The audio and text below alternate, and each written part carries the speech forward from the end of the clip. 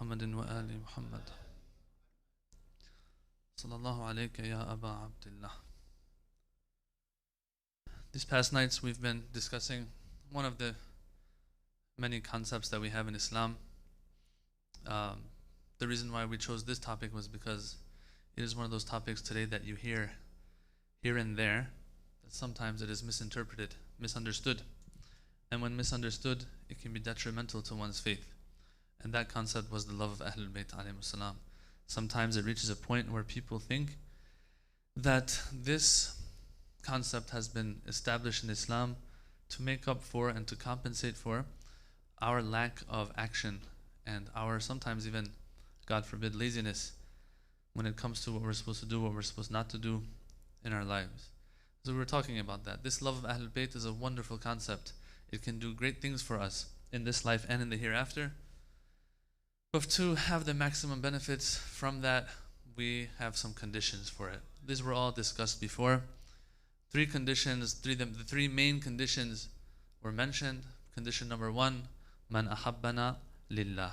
That the first thing is that it has to be for Allah subhanahu wa ta'ala. That was explained in depth. Number two, you do it without expectations. Because if you do it with expectations, either what you want and what you expected from Allah in return takes place or doesn't. In both cases, it can hurt you. It can hurt your faith. It can hurt the rewards that you're going to get for this love in Yawm al-Qiyamah. Number two. Number three condition, which I said maybe is the most important one, is فَلْيَعْمَلْ بِعَمَلِنَا. These are the words of the hadith of the Ahlul Bayt, that they should, and their actions should match our actions. Those who love us, their actions need to match our actions. Tonight, I want to share with you one of those hadiths, and we have a few like this, a number of them like this, where the Imams, and especially Imam al-Baqir, the fifth Imam, and I want to talk about that a little bit too, that why is it him who is stressing on this, have stressed on the fact that, hey, Shia, lovers of Ahlul Bayt, do not think this is going to do the job for you. There's more to it than just loving. You have to make sure, and they're saying it like a father. Sometimes they'll tell us in a soft and kind tone. Sometimes they'll tell it to us in a harsh tone even, because they care for us. A father isn't always nice to his kid. As a matter of fact, sometimes the kid might turn back and tell his dad, oh, you hate me.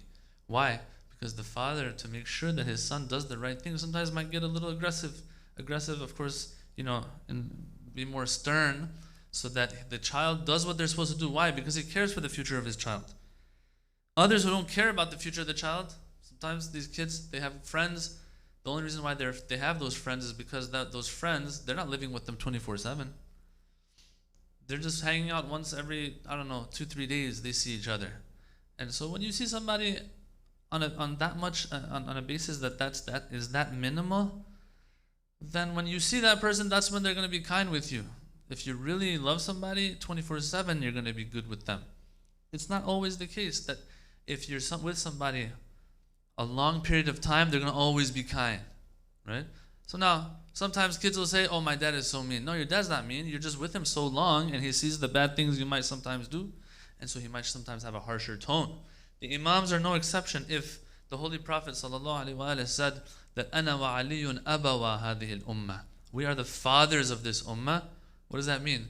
That means sometimes, if the success and felicity of a mu'min depends on it, we might be a little harsh with them too, to make sure that they take it seriously. We have so many cases like that. In the end, it's all for our sake. Now, this hadith is by Imam al-Baqir alayhi salam. Now, Imam al-Baqir, the fifth Imam, you can say is the turning point. Slowly sets the grounds, when you read into history, sets the grounds for the Shia to actually have an identity. Before Imam al-Baqir, it wasn't, the Shia didn't have a theology the way we do today. Yeah? At best, it was seen as a political group of people, yeah, who believed that the first Khalifa should have been Imam Ali. Okay? Anything more than that, Shia ideology, theology, things like that, even ahkam and a fiqh and a school of fiqh, we didn't have that until Imam al-Baqir. Now when Imam al-Baqir comes, once again, he's not doing too much versus Imam al-Sadiq, for example. Imam al-Sadiq is the one who gave us identity. Why do we call ourselves al-Madhab al-Ja'fari? Why? Why do we associate ourselves with Imam al-Sadiq when we have 5 Imams before him? The reason is because he's the one who got that opportunity, as you all probably know. He's the one who got that opportunity to give an actual identity to the Shia. After him, all these ahadith that he has is what gives us our theology, gives us even our spirituality, gives us our fiqh and all these types of things. Okay? Who was that barrier between Imam al-Sadiq and the previous Imams who didn't get that chance? Imam al-Baqir was setting the grounds for that. Now it's interesting how you will have a whole number of hadiths. In our most credible and reliable book of hadith, the Shia school, what is the name of that book? What is the name of the most important hadith book of the Shia? Can anyone tell me? Al-Kafi. Usul al-Kafi and Furu' al-Kafi. Al-Kafi is the most important hadith book that the Shia have. Okay. Now, in that book, when you have a number of hadiths that are echoing the same theme, you can really conclude that, okay, this is something serious. You will find Imam al-Baqir again and again is talking, the way we're going to read this hadith today, is talking in this fashion. He's worried because he feels like this, okay, we're starting to give an identity to the Shia, and what sets the Shia apart from the rest, is it the fact that they pray towards the Kaaba? No, everyone prays towards the Kaaba.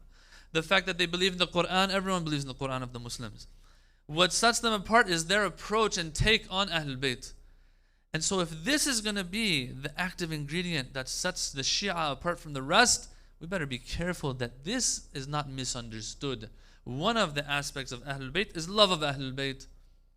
So you get the feeling from all of this that Imam al-Baqir is the one who keeps addressing this, is that from the get-go people had this misunderstanding that love is going to do everything for them. I want to share this hadith with you to show that from the get-go, Imam al-Baqir is shooting this understanding down. Now, all of the stuff we covered so far, previous nights and tonight, these are all theoretical still. We still have to get to the practical side of things as well. Well, how can I make sure that I'm going to be the way I'm supposed to be? We'll talk about that, and the hadith have mentioned a lot. We have a lot to talk about in that regard. And some of the strategies we can have to make sure that we live up to what is expected of us as Shia of Amir al-Mu'mineen. Recite a salawat, please.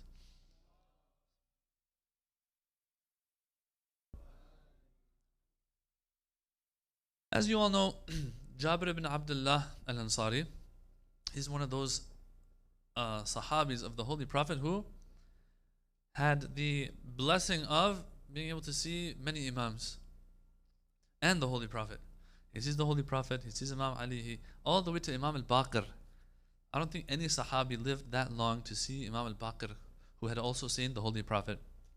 Now in this hadith, Imam al-Baqir is speaking to Jabir. And he says, Ya Jabir, ayaktafi man intahal at-tashayyu'. Is it enough for a person who says, I am Shia?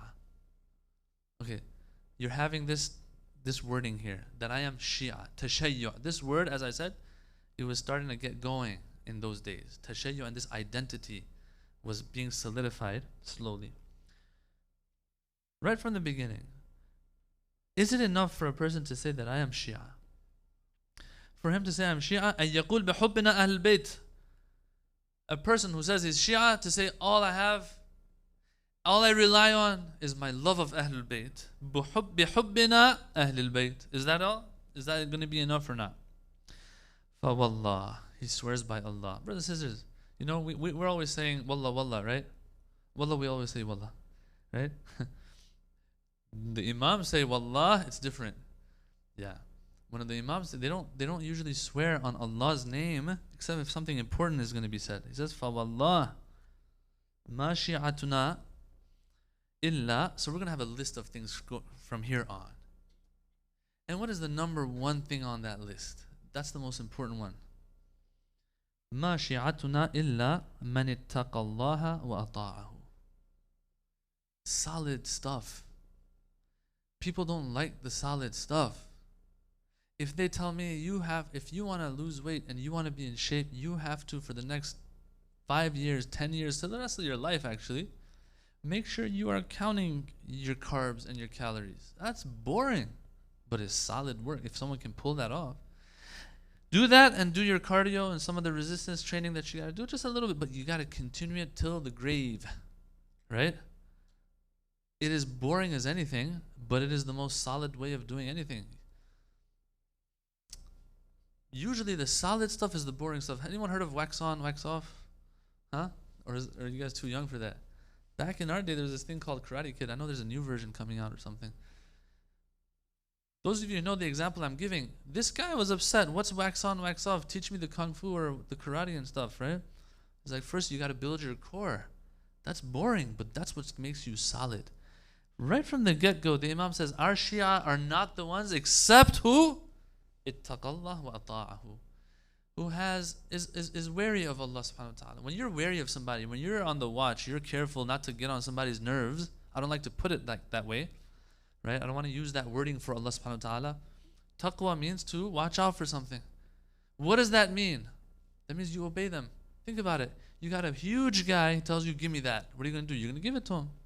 That's what taqwa means. He says, stay away from that. You stay away from it. He says, you can do this and you can not do it. Well, you have a choice there. The Imam says, our Shia are not anyone except the ones who have taqwa and obey Allah subhanahu wa ta'ala. Right there. Now someone might say, Sheikh, I already know that. How can I obey Allah? We're going to talk about that stuff later. As I said, some strategies, stuff that you guys already know probably. But just a reminder will be good. In the future, we'll talk about those. For now, I want to get the theory down. Because there are people out there who are still struggling to understand what are the main things that the Ahlul Bayt are after when it comes to us and our love towards them. What are the main things Allah wants? The first and foremost is obedience of Allah subhanahu wa ta'ala. Some people, they make the mistake of thinking, you know what? A wajib here missed, a haram there not observed. One night is not 1,000 nights. As a matter of fact, Allah's watching in that one night to see what you're doing. You know, one night is not 1,000 nights. They'll talk about these things. But then they'll say, you know what? I'll make up for it, Laylatul Qadr. And I'll stay up all night. That's wonderful. That should happen. But Allah's watching here. This is what's going to help you grow. There are some people out there of urafa who made it because of that one time that they were tested and they said, you know what? I'm going to hang in there. You would think that this guy did a special dua or dhikr or something. All he did was bottled up his anger once. When it really was tough, bottled it up. When it was tough, he stayed away from something he was supposed to stay away from. The normal wajib and haram that come up every day in our lives, for them it was the same thing. What was they doing though? They were making sure that they're obeying 100%. He says, our Shia, this is what our Shia, you cannot be a companion of Imam Hussein alayhi salam and fight alongside him on Ashura if you're just sinning throughout your life. If I want to pass those big tests in life, I have to make sure these small weights every day. Every day salah, fasting, stay away from this, don't listen to that, don't look at this. All these little things that come up every day for us is what makes us strong enough so that when the bigger tests come, I pass those tests. Some people, they say, I'm not gonna worry about the small ones. I'm gonna worry about the big ones. You can't pass the big ones if you don't pass the small ones. That's what it's for. Brothers and sisters, I hate to break it to all of us. We are in a gym. In a spiritual gym. That's what we're in. These little weights, Allah, there's a point in putting them in our lives every single day. So that when the time comes for bigger tests, my willpower is strong enough to pass those. It is so wrong to think that you can step on a stage without have lifted any weights before and think you're going to lift a heavy weight. It's not going to happen. Anyway, ittaqallaha wa ata'ah. That's all it is. Obedience of Allah. That's all that matters. Not these a'mal, not those a'mal. Those are wonderful. Those are supplements. The main thing is how much obedience we have. Are there signs to know if people are like that or not? He says, yes. وَمَا كَانُوا يُعْرَفُونَ يَا جَابِرُ. I'm going to give you a list of things that are signs of such individuals. Number one, he goes down. He says, إِلَّا بِالتَّوَاضُعِ. They're humble people. Nowadays, especially in this social media world we live in, the more noise that's made, the more credentials you probably have. Yeah? The better the posts you have online, the more important you are probably. That's what it's come down to. While a tree that has more fruit, usually what? What do they say? A tree that has more fruit is usually the one that's bending down more and is more humble. There's a lot of people out there who have a lot, but they don't talk about it so much. At-tawadu'. Yeah, sometimes you have to go on social media. You have to spread the message through it. That's another story. But at the end of the day, humility, he says, is number one. Now, someone might say, how do I become humble? Who cares? These are signs of the real deal. The real deal is what? Is obedience of Allah subhanahu wa ta'ala. We have to focus on that. These are just signs that we're going through now. Takhashu'. Khushu'. They have khushu'. Kind of like humility, let's say. Al-Amana. Some hadiths tell us if you want to test somebody, see how religious they really are. Don't look at how much they're praying or fasting. See how much they take care of what you trust them with. And trusting with something with somebody doesn't always mean I give you something, take care of it for me. Sometimes what is said, what I'm sharing with you in a private setting, you don't tell people. That's what it is. That's also part of amana, isn't it? Nowadays it's gotten so hard. You screenshot stuff and you send it out. The world knows. Before you know it, everybody knows. And then you were happy that, okay, my videos at least can't be snapshotted or whatever, screenshotted. But now they have a new feature on the phones. They also can record video. They can screenshot video. SubhanAllah, there's no hiding anymore. This is amana sometimes. And if it's amana, it's not to be shared. This is a sign of a person who has a little bit of fear of Allah in his heart. These are all signs of a person who's Shia. وَكَثْرَةِ ذِكْرِ اللَّهِ. They remember Allah much. وَالصَّوْمِ وَالصَّلَاةِ. Fasting, praying. Do you see anything here saying like dhikr 136 times at this time of the day? I don't see any of that. What is it? It's the basic things again. وَالْبِرْ بِالْوَالِدَيْنِ. Guys, brothers, sisters, there are sometimes we go around, like we read about this great arif, that great arif. What did they do and all that kind of stuff. We don't know that the biggest akhlaq lesson is right next to me in the house that I'm in, the place that I'm living. The biggest akhlaq class and lesson, brothers and sisters, is where? Is at home. Whether it's your mom or your dad or your wife or husband or kids. That is the biggest akhlaq. I don't know why people are looking around for things, like looking for some spiritual stuff. A person who can keep the respect as they're getting older and their parents are getting older. You want a'mal? I'll give you a'mal, your parents. But once again, the solid stuff is the boring stuff. Parents is one of those things, is one of those steps that you can put your foot on and go high with Allah subhanahu wa ta'ala and fly. But we're looking around. What's going on? What's wrong? When you slam the door, when I slam the door, if I get upset, or when I even show my disgust in my face, or when I say something that I'm not supposed to say and do something that I'm not supposed to do. Why? Because I'm upset at my parents? Why? They didn't let me do this, they didn't let me do that. That is it. Brothers and sisters, how do you want Allah to test us? There's only so many things He can use in this world. Before you get married, it's one thing. After you get married, it's another thing. Well, it's the same thing, but now you're married to her or him. And that's the test. As you grow older, you're getting successful in life. Oh my God, all this good stuff happening to me in my life. My career, all that. And then you got to take care of somebody that's much older than you. And those are your parents. This is a test that's there for us from the time we become baligh all the way till we're maybe in our 40s and 50s and 60s. We still have our parents. It's something that Allah is going to use to train us. When people work out, when people lift weights, it hurts. But they're looking at the results. They're thinking about the results. They're telling themselves this pain is going to translate into strength in the future. Well, this is painful. Now some kids will say, my parents, you know what? They don't make sense to me sometimes. Well, that's what the test is all about, brothers and sisters. Think about it.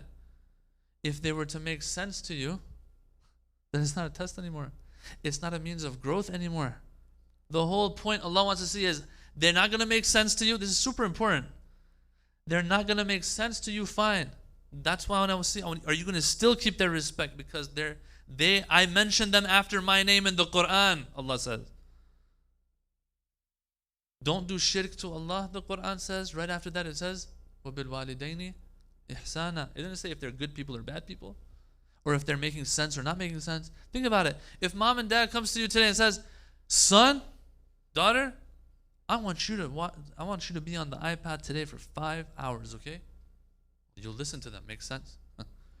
Or I don't know, whatever you want to do. You can't come up to me and be like, Sheikh, today I passed one of the biggest tests of God. I listened to my parents. You know, that's not a test. That's not something that's going to really help you grow. It's like saying, yeah, I lifted this 1 pound weight today 50 times. Good for you. It's not going to grow. You're not going to get the growth that you want, really. You're not going to get results. Allah subhanahu wa ta'ala knows that. That's the whole point, brothers and sisters. Is that when it doesn't make sense, you still keep the respect. Now, you might obey or disobey or all that kind of stuff, but at least keep the respect. Or else, before you know it, you've grown up and you're in your 30s, your 40s, and your friends, they're making it, you're not making it. You know why? Parents is no joke. Sometimes it affects our lives in this world. Forget the akhirah. Someone's a loser, a nobody, just because they didn't keep that respect with their parents. But my parents weren't making sense to me. Who cares? That's the whole point. That's where the test comes in.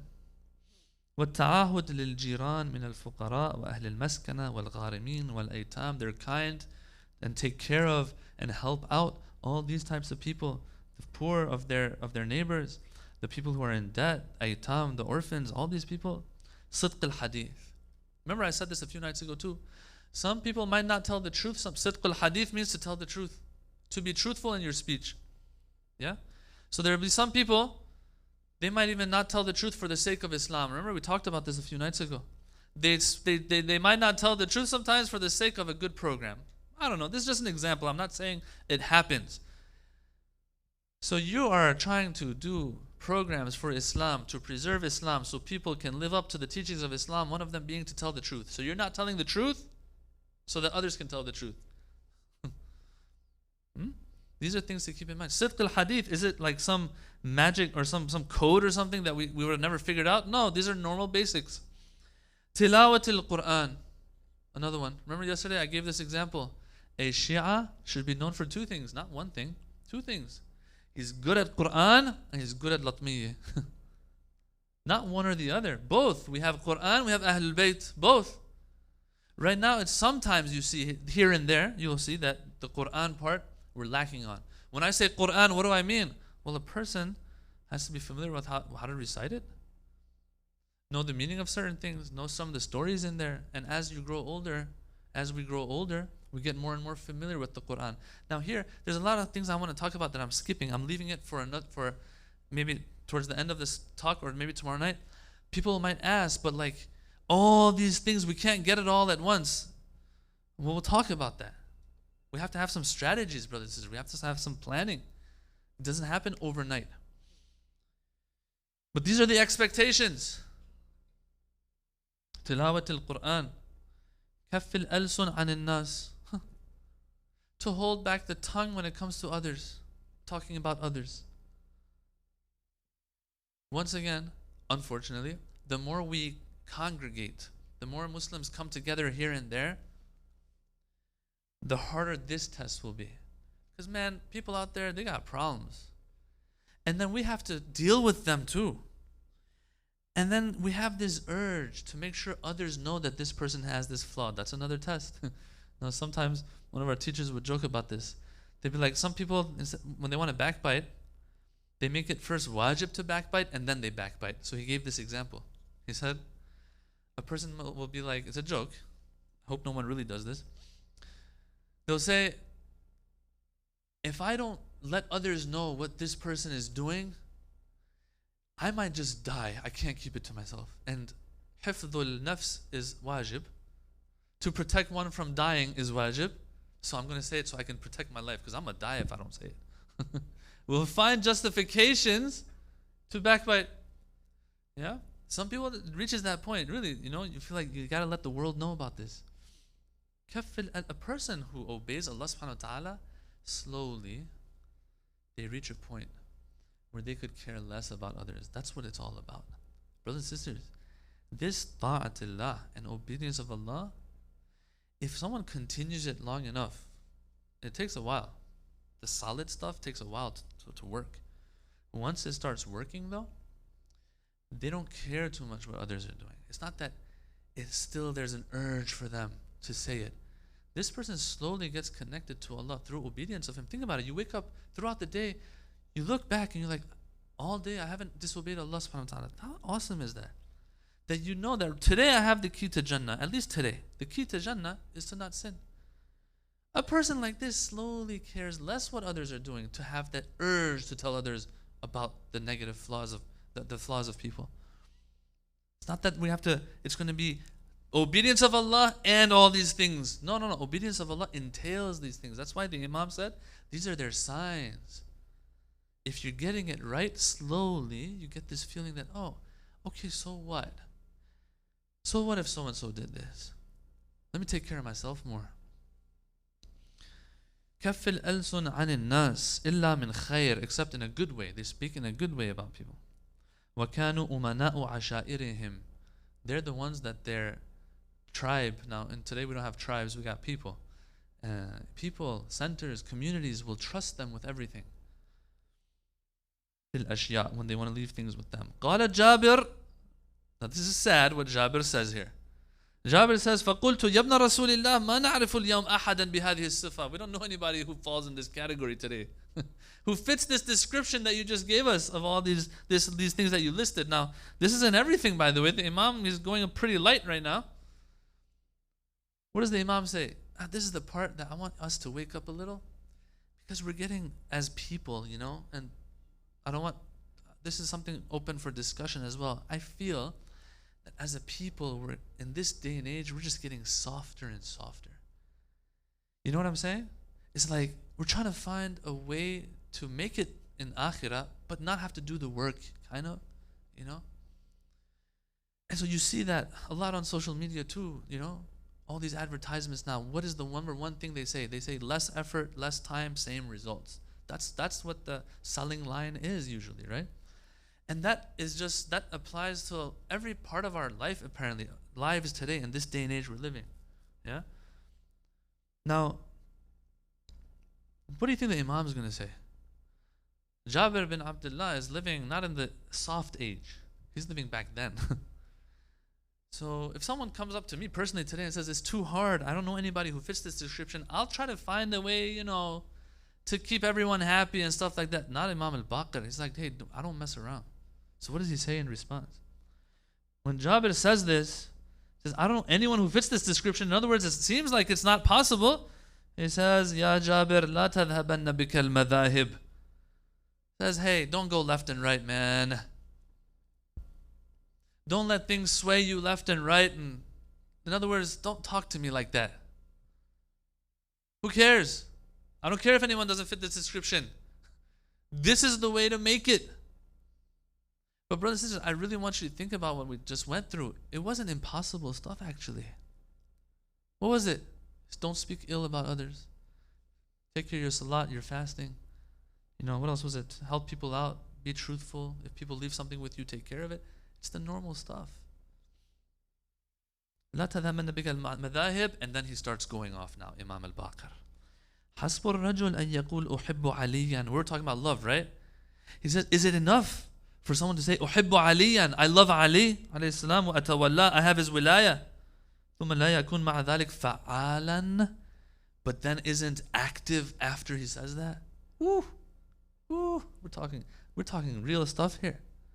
That if you say I love and I have wilaya, that should translate to activism. I'm not talking about political, social activism here. Being active in any way possible. And he gave us a list, right?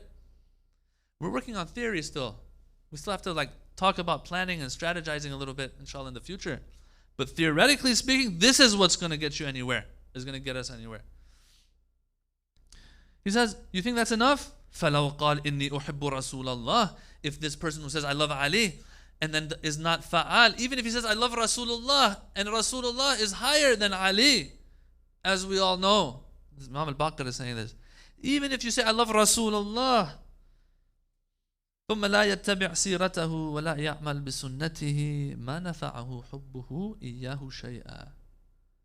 And if this person says, I love Rasulullah, but does not follow his sunnah, his example, his teachings, ما نفعه حبه شيئا, that this love is not going to help him at all. Alright?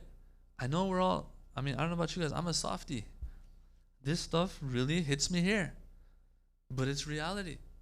When you watch these bodybuilding motivational videos, man, those huge guys, what are they all saying? They're saying, I was different than the rest because I just did the work. That's what it is. No, teach me a way where I can just relax and chill, but still look like you. It's not going to happen. فَاتَّقُوا اللَّهِ وَاعْمَلُوا لِمَا عِنْدَ اللَّهِ. So have taqwa, he repeats it. He's like, I'm not going to retreat just because you say no one fits that description. Ittaqullah.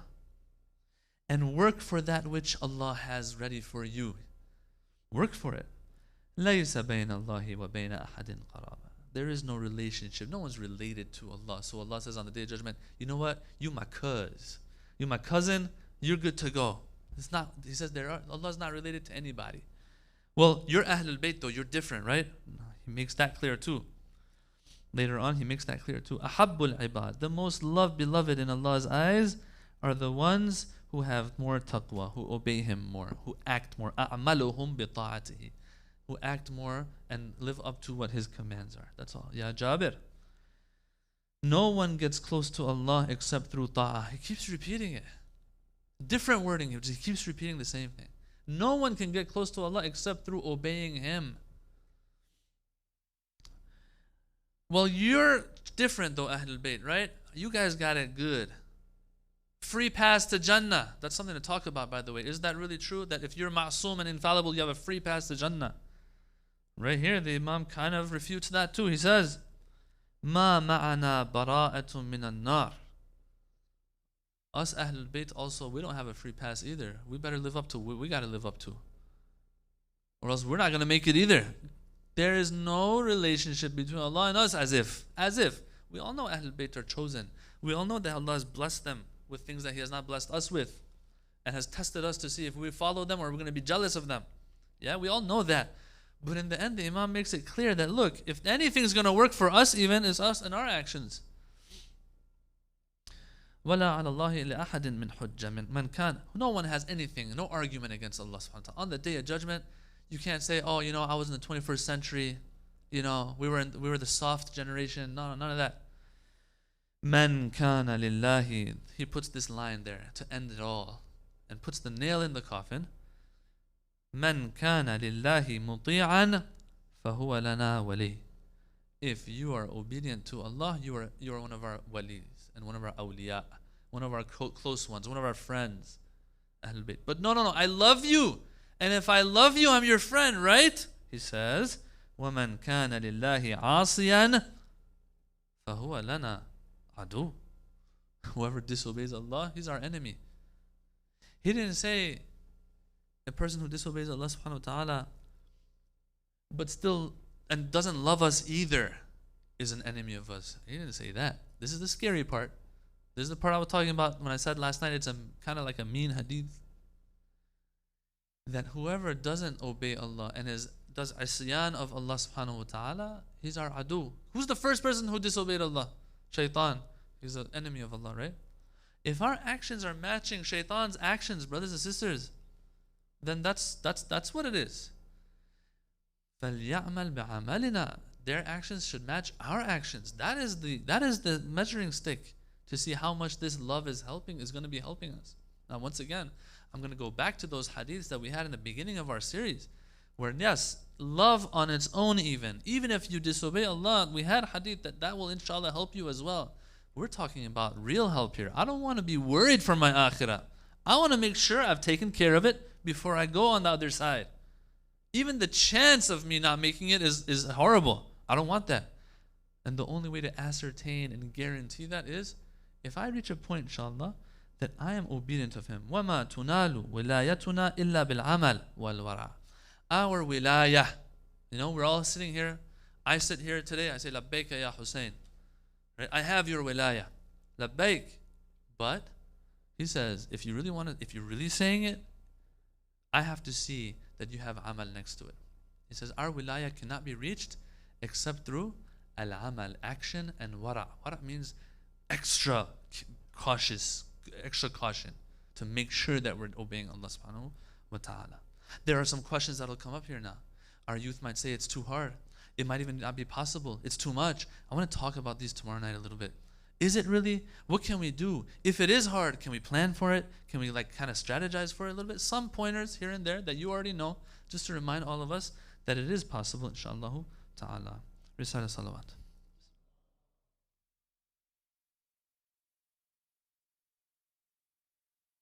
Assalamu alayka ya Aba Abdullah. Assalamu alayka ya Safir al-Husayn, ya Muslim ibn Aqil. There's this hadith that says, it was interesting, I came across it today actually, where Imam Ali speaks to the Holy Prophet. He tells the Holy Prophet, O Prophet, you love Aqil. It seems you really love Aqil, the father of Muslim Aqil. He says, yes, I love him. La uhibbuhu. Hubbain, two loves. Why? One, because I love him, and two, because of the hub and love that Abu Talib had towards him, Aqil. But then he goes on, he says, وَإِنَّ وَلَدَهُ لَمَقْتُولٌ فِي مَحَبَّةِ وَلَدِكَ. That his son Muslim will die out of love for your son Ali, Hussein. فَتَدْمَعُ عَلَيْهِ عُيُونُ الْمُؤْمِنِينَ. The eyes of the believers will shed tears over him. This is in Amali of As-Saduq, the book of Al-Amali. وَتُصَلِّي عَلَيْهِ الْمَلَائِكَةِ. The angels will send their salawats upon him. And the Prophet, it says he wept over Muslim ibn Aqil when he said all of this. Muslim ibn Aqil, brothers and sisters, what befell him is a mini Ashura. Almost everything you find in Ashura that happened to Abu Abdullah al-Hussein, it happened to Muslim ibn Aqil as well. At a smaller scale, of course, we cannot compare the two at all. And Muslim al-Aqil wouldn't want us to compare that. But the reality is that a lot happened to him. Number one of the greatest musibahs for him is that on Ashura, when people would fall, when these companions would fall one after another, who was there next to their body? Abu Abdullah al-Hussein. Make sure that they have an easy death, inshallah. Muslim al-Aqil didn't have that. Far, far away from his master. He loves his master. The hadith said he died out of love of his master. Far, far away, in between all of the enemies. Just like Abu Abdullah, who had no one to help him, and he was in the middle of all the enemy. And so, at first they had promised these Kufans that they're going to support Abu Abdullah Hussein. They're praying behind Muslim al-Aqil. He's the representative of Abu Abdullah. It slowly reached the point after Ibn Ziyad made his way into Kufa that people started deserting him, deserting Muslim, to the point that you've all heard. That one night when he's praying, he looks behind him, he sees nobody's left behind him. He's all alone now. And his cover is finally blown. He goes into hiding, but his cover is blown. And that's a story itself. And so they come after him to take him in, and a fight in the streets breaks out. And there are swords coming down on him. And he's defending himself, fighting back. But this is one person, brothers and sisters. One report says he killed 41 people. Before he's a person, he's going to run out of energy. So he runs out of energy, and he's cornered, and he's thirsty, just like his master Abu Abdullah was thirsty on Ashura. But there's no comparison again. And so as he's thirsty, he needs water. They say that a container of water that he takes to drink out of, blood is falling from his mouth into this water. He can't. He refills it. Again, it's filled with blood. And he can't drink from this water. And they say his teeth eventually fall out. Muslim al-Aqil, they tell him, we're going to keep you safe. Just submit to us, we'll take you. We'll take you to Ubaidullah, but we promise nothing's going to happen to you. They take him to Ubaidullah. Ubaidullah says, get out of here. I'll do whatever I want. And so he orders that they execute him. They say Muslim in those final moments was crying and weeping.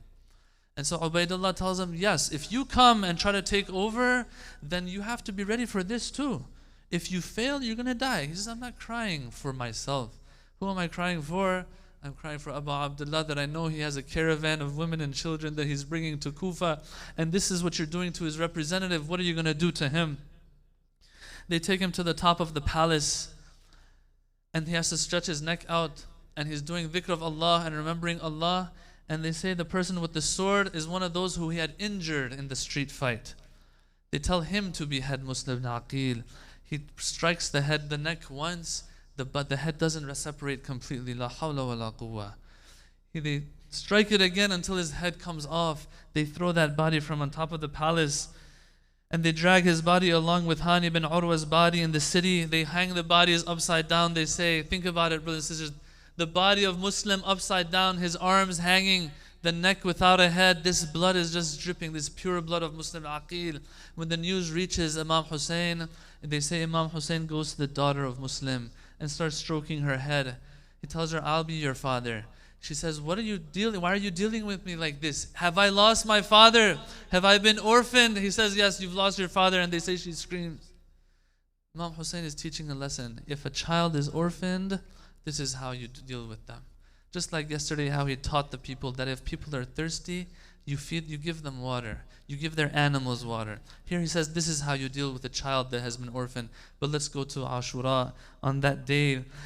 If Muslim went through all of this suffering, I just want to speak to Muslim ibn Aqil right now. Oh Muslim, if you went through all of that, Imam Hussein in those final moments, they say he was so thirsty. As things blacken in his eyes and he's asking for water, some would scream to him and tell him, you won't have water until you drink from that water of hellfire. O Muslim, if your teeth fell out, there was a time that Abu Abdullah's head is in front of Ubaidullah and he's poking at the teeth of Hussein with his stick.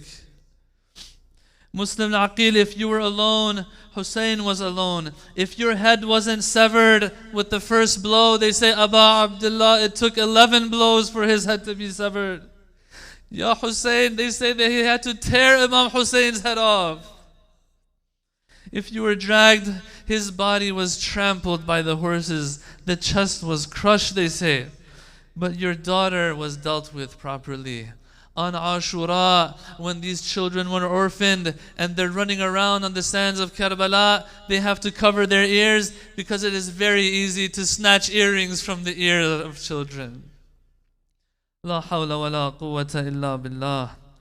Al-Ali al-Azim wa saya'lamu alladhina zalamu ayya munqalabi yanqalibun wal aqibatu lil muttaqin. Sallallahu ala Sayyidina Muhammadin wa alihi at-tahirin.